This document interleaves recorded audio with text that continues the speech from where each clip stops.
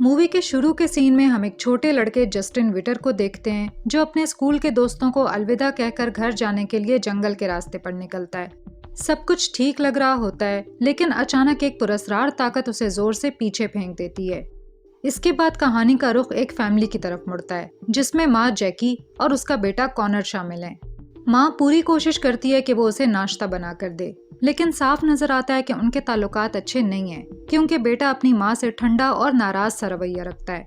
कुछ देर बाद कॉनर का बाप जागता है, जो सोफे पर सो रहा था। उसका नाम ग्रेग है और वो अपने परेशान बेटे को तसल्ली देता है। यहाँ पता चलता है कि कॉनर का ऐसा रवैया इसलिए है क्योंकि जैकी ग्रेग को धोखा दे रही है, जिसकी वजह से ग्रेग और कॉनर उसे माफ करने में मुश्किल महसूस कर रहे हैं।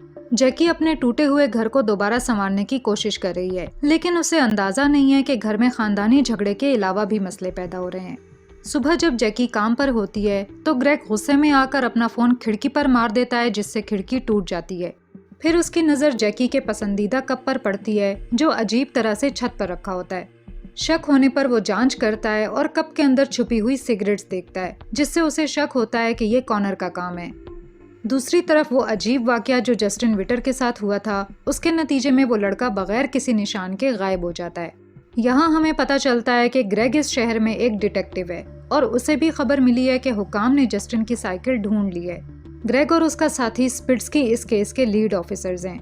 वो इन मालूमात की खबर पाते हैं और फिर एक चौंका देने वाला इंकिशाफ होता है जब उन्हें करीब ही एक सब्ज रंग की पॉकेट नाइफ भी मिलती है। यहाँ पता चलता है कि इसी तरह के छुरे पहले भी जेरे जमीन 6 लड़कों की लाशों के साथ मिले थे।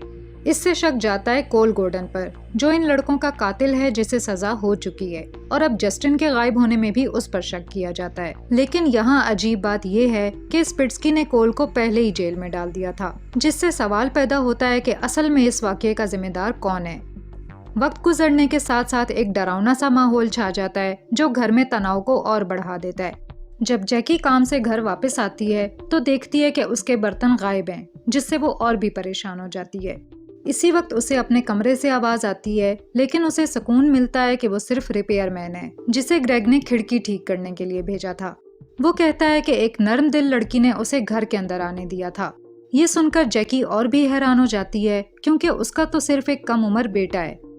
शाम को एक परेशान कुन वाकया होता है जब टीवी खुद ब खुद चल पड़ता है और खबर दिखाता है कि जस्टिन और एक और लड़का गायब हो गए हैं।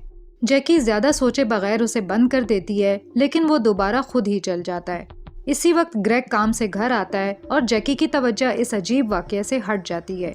जैकी अपनी फिक्र बताती है कि रिपेयरमैन ने उनके बर्तन ना चुरा लिए हों, लेकिन ग्रेग उसकी बात को नजरअंदाज कर देता है और उसे इल्जाम देता है कि वो बिला वजह मसला खड़ा कर रही है। ग्रेग देखता है कि दीवार से एक तस्वीर गायब है, लेकिन वो इसे नजरअंदाज कर देता है। फिर ग्रेग अपने कमरे में फ्रेश होने के लिए जाता है, लेकिन कॉनर का हैमस्टर उसकी तवज्जो हटा देता है। ग्रेग उसके पीछे कॉनर के कमरे में जाता है, लेकिन अचानक एक अनोखा वाकया हो जाता है। जैसे ही वो हैमस्टर को लेने अलमारी में दाखिल होता है, कोई जानबूझकर दरवाजा पीछे से बंद कर देता है। ग्रेग समझता है कि ये कॉनर की शरारत है और उसे आवाज देता है कि दरवाजा खोले।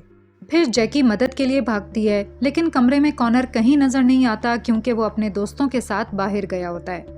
इसके बाद दोनों के दरमियान दोबारा झगड़ा होता है, जब जैकी अपने बिगड़ते रिश्ते को संवारने की कोशिश में ग्रेग से कहती है कि वो रात उनके मुश्तरका कमरे में गुजारे, लेकिन एक दूसरे से नाराज रहने की वजह से ग्रेग अपना सामान गेस्ट रूम में ले जाता है।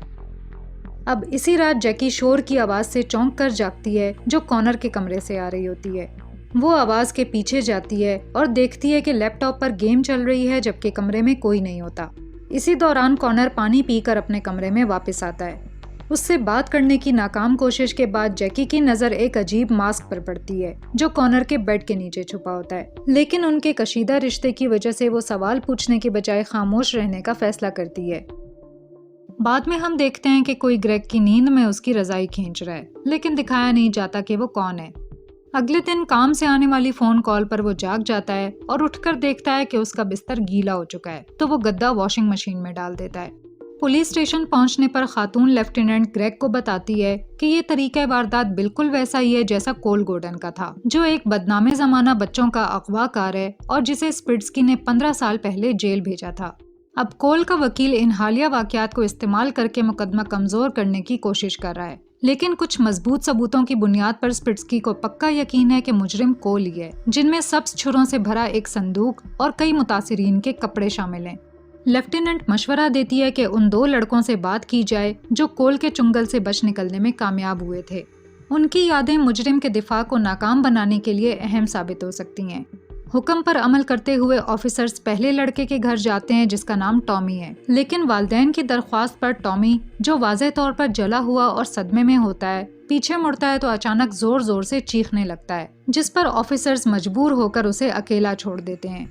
फिर ग्रेग 15 साल पुरानी इंटरव्यू टेप सुनता है जिसमें टॉमी बताता है कि वो मुलजिम से रेल की पटड़ी पर मिले थे। वो उन्हें जंगल में एक छोटे घर में ले गया और जब वो बच निकले तो वो गायब हो गया। इसी दौरान ग्रेग के घर में अजीब वाकयात जारी रहते हैं। जैकी का एक्स बॉयफ्रेंड टॉड अचानक उससे मिलने आता है, इस उम्मीद के साथ कि वो दोबारा ताल्लुक शुरू करें, लेकिन जैकी समझ जाती है कि उसे उसके साथ सब कुछ खत्म करना होगा। जब वो बहस कर रहे होते हैं तो ऊपर से अचानक एक कप फेंका जाता है जो टॉड के सर पर लगता है। कॉनर के अभी भी घर में होने की वजह से जैकी ये खतरा मोल नहीं ले सकती कि टॉड को अंदर ले जाए, इसलिए वो उसे जख्म का इलाज करने के लिए बेसमेंट की तरफ ले जाती है। इसी वक्त कॉनर बाथरूम में होता है जब उसे गेस्ट रूम से आवाज सुनाई देती है, लेकिन जैसे ही वो कमरे को देखने के लिए ऊपर जाता है तो वहाँ कोई नजर नहीं आता।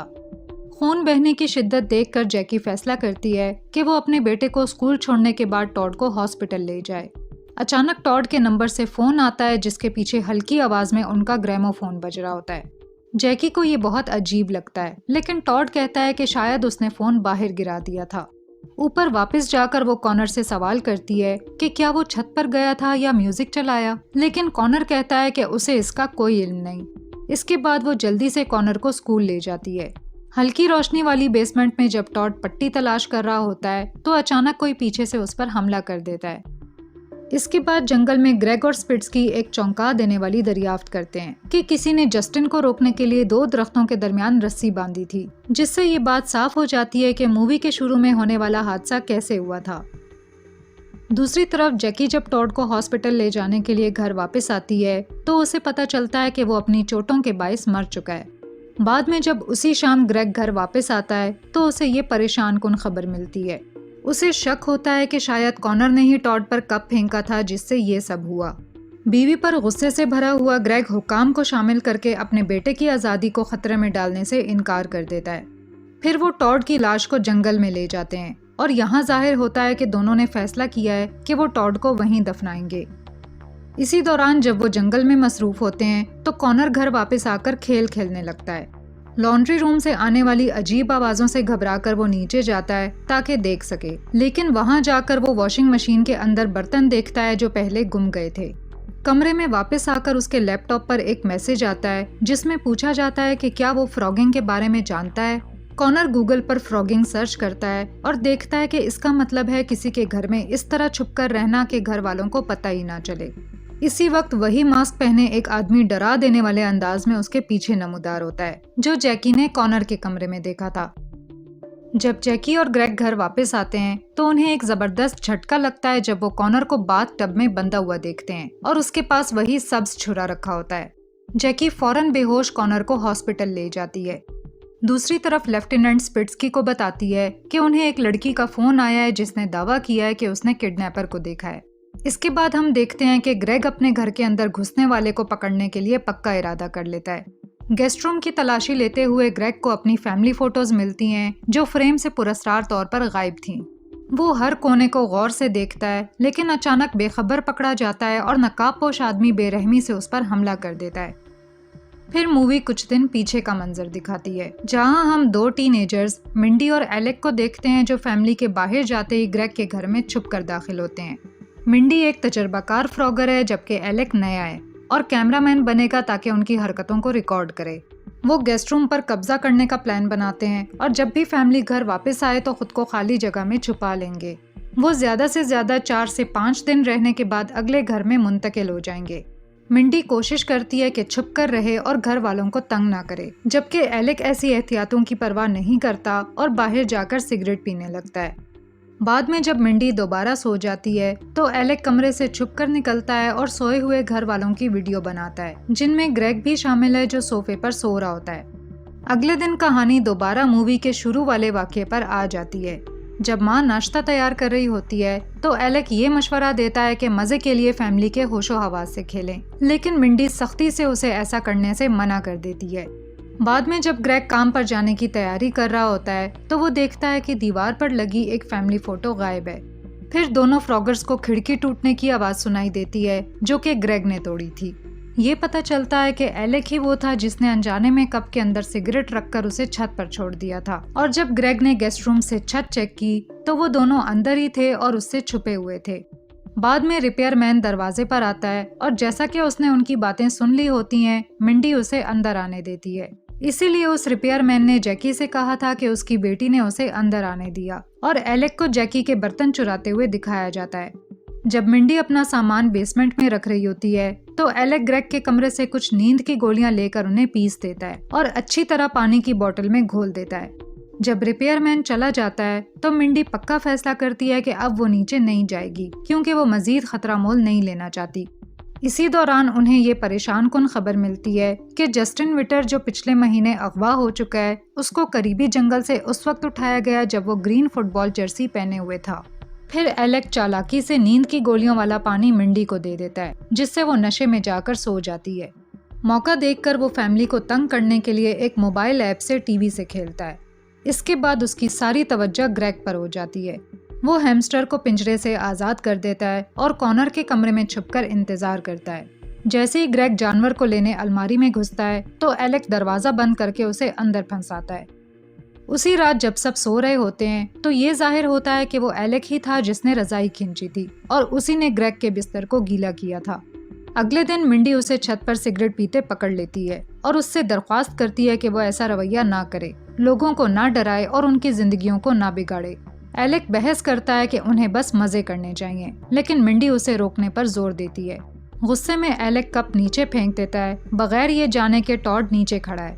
हालात से तंग आकर मिंडी फैसला करती है कि अब वक्त आ गया है कि वो इस घर को छोड़ दे, लेकिन उनका सामान अभी भी बेसमेंट में होता है। तभी अचानक कॉर्नर शोर सुनकर कमरे की तरफ आता है ताकि चेक कर सके, इसलिए उन्हें कुछ देर के लिए छुप कर रहना पड़ता है। जैकी और टॉड की तवज्जो हटाने के लिए एलेक एक प्लान बनाता है जिसमें वो टॉड का गिरा हुआ फोन इस्तेमाल करता है। फोन पर म्यूजिक की आवाज सुनकर जैकी ऊपर वापस आती है, जिससे मिंडी को मौका मिल जाता है कि वो बेसमेंट से अपना सामान निकाल ले। इसी वक्त जैकी कॉर्नर से पूछती है कि ग्रामोफोन पर चलने वाला म्यूजिक किसने लगाया था, और फिर माँ बेटे को स्कूल भेज देती है। उधर बेसमेंट में डब्बों के पीछे छुपकर मिंडी अपनी आंखों से एक खौफनाक जुर्म देखती है। हैरत की बात यह है कि टॉड के सर पर वहशियाना वार करने वाला इंसान कोई और नहीं बल्कि खुद ग्रेग होता है।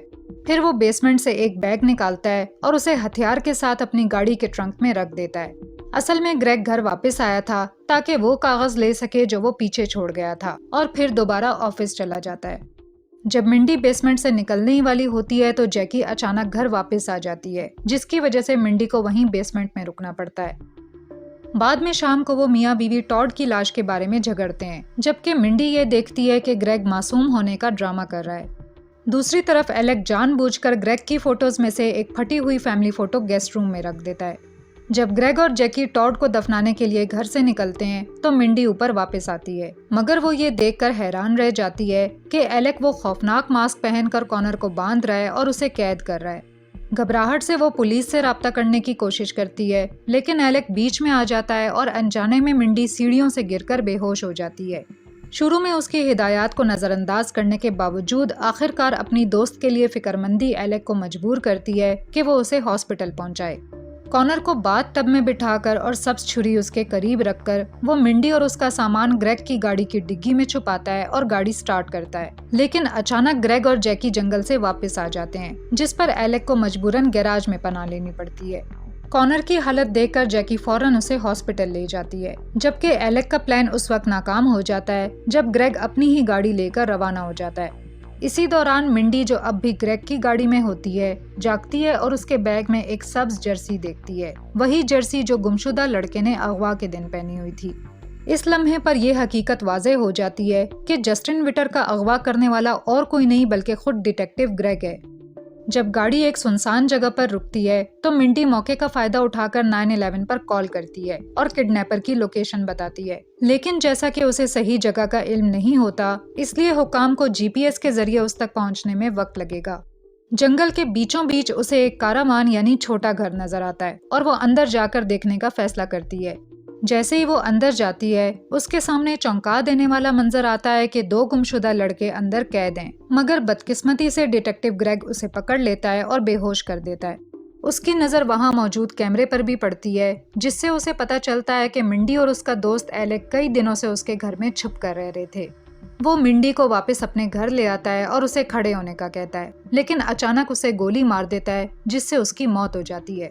अपनी जैकेट से एक और गन निकालकर ग्रेग मुखालिफ दीवार पर गोली चलाता है और चालाकी से हथियार मिंडी के हाथ में पकड़ा देता है, ताकि एक झूठी कहानी बनाई जा सके कि उसने एक पुलिस ऑफिसर पर हमला किया था। पहले वाले सीन के मुताबिक जब ग्रेग को गेस्ट रूम में अपनी फैमिली फोटोज मिलती हैं, तो वो अचानक बेखबरी में आ जाता है और नकाबपोश आदमी के बेरहम हमले का शिकार बनता है, जो दरअसल एलेक होता है। मगर ग्रेग हमले से बच जाता है और उसे बुरी तरह पीटता है। मुख्तसर झगड़े के बाद एलेक गालिब आ जाता है और ग्रेग पर बंदूक तान लेता है। इसी लम्हे एलेक दावा करता है कि वो जानता था कि गुमशुदा लड़कों को अगवा करने वाला ग्रेग ही है, लेकिन ग्रेग सारा इल्जाम उल्टा एलेक पर डाल देता है और कहता है कि ये सब जराइम उसने मिंडी के साथ मिलकर किए हैं। लेकिन फिर जैसे ही रोशनी एलेक के चेहरे पर पड़ती है, तो ग्रेग को कुछ समझ आने लगता है, मगर एलेक उसकी कोई वजाहत सुनने को तैयार नहीं होता। वो एक गोली चलाता है और यूं ग्रेग की जिंदगी फौरन खत्म हो जाती है। तभी ऑफिसर स्पिट्सकी मौके पर पहुंचकर एलेक के कंधे पर गोली चला देता है। स्पिट्सकी हैरान रह जाता है जब एलेक उसे फौरन पहचान लेता है। इसके बाद पुलिस और मेडिकल हेल्प ग्रेग के घर और जंगल में मौजूद कारावान पर पहुंचती है, जहां पुलिस कामयाबी के साथ जस्टिन विटर और दूसरे लापता लड़के को बाजियाब कर लेती है। यहाँ स्पिट्सकी को वो नाकाबिले तरदीद सबूत मिलता है, चाकू और जस्टिन की जर्सी, जो ग्रेग के ट्रंक में छुपाई गई होती है। एलेक स्पिट्सकी को सच बताने में कामयाब हो जाता है कि वो पुरस्कार सीरियल किलर, जिसने कस्बे के कई लड़कों को कत्ल और ज्यादती का निशाना बनाया, दरअसल कोई और नहीं बल्कि ग्रेग है। अपने ओहदे का गलत इस्तेमाल करते हुए ग्रेग अगवा और कत्ल करता रहा और शहर में खौफ और दहशत का सिलसिला जारी रखा और दूसरों पर इल्जाम लगाता रहा, जैसे कोल गोर्डन। दूसरी तरफ एलेक, जो अब भी जिंदा है, फौरन मेडिकल केयर के लिए हॉस्पिटल पहुंचा दिया जाता है। वो उस अफसोसनाक वाक़ये को याद करता है जब वो और टॉमी रेल की पटरी पर खेल रहे थे। यहाँ ये हकीकत भी सामने आती है कि एलेक उन्हीं 2 लड़कों में से एक है जो 15 साल पहले होने वाले अगवा से बच निकलने में कामयाब हो गए थे। फिर वो मुजरिम उन दोनों लड़कों के पास आया था, जो दरअसल ऑफिसर ग्रेग ही था और उनको अगवा करने आया था। एलेक को एम्बुलेंस के जरिए हॉस्पिटल ले जाया जाता है और यहीं पर मूवी ख़त्म हो जाती है। मूवी पसंद आई हो तो वीडियो पर लाइक और कमेंट ज़रूर करें और ऐसे ही मूवी रिकैप्स देखने के लिए चैनल को सब्सक्राइब करें। Thanks for watching.